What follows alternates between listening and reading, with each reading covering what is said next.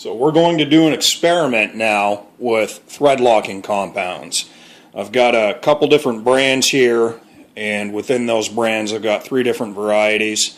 And just because I had it sitting around and it's almost used up, we've got some epoxy here. I've got some 3/8 nuts and bolts. Why 3/8?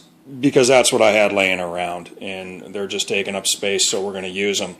And this stuff here is actually sleeve retainer. Now, I don't hear about people necessarily using this for a thread locking compound, but I don't see there's any reason why we can't. And I'm wondering if this is going to hold even better, because when you're putting this in its intended application, you're putting it onto 2 smooth mating or nearly mating surfaces, and they're not locking together like threads will on a nut and bolt. So, when we let this sit overnight, I'm kind of curious to see, which one comes out ahead. And this also happens to be high temperature, and that's what the store had, so that's what I bought. We're going to start with this one.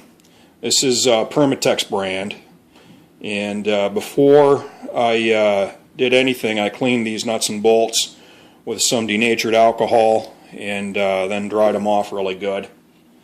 I read the instructions, so I always recommend that. That way, if you do have a problem and you call the manufacturer and they say, well, did you read the instructions? You can say, well, of course I read the instructions. That's just common sense, doesn't everybody? And that kind of puts it back in their court. All right, that was the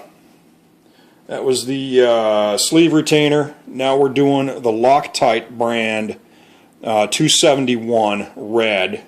And that is the high strength, not necessarily the permanent one from what I understand. And the next 2 that I have here are actually Harbor Freight brand. And we'll see how these compare brand-wise. So the blue, I'm sure you all know, is considered medium strength, medium hold, not too difficult to take apart when you need to disassemble the pieces, and that's been my experience as well. I just lost the light, but yeah, I think we're okay. And last locking compound is the red from Harbor Freight, and I have had success with this, but I have not experimented side by side with this brand versus the more well-known Loctite brand.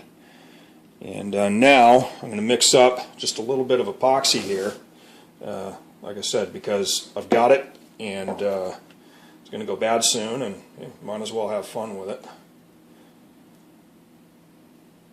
And I think this is super strength gel epoxy. Isn't everything super strength anymore? I mean, nothing is common strength or anything like that. Everything's got to be super duper and amazing and whatnot. The marketing hype just drives me nuts. I don't know about you, but it drives me absolutely nuts.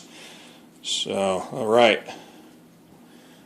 There we go. We have the sleeve retainer. We've got the red Loctite. We've got the blue Harbor Freight. We've got the red Harbor Freight, and some gel super strength epoxy, just to see what happens.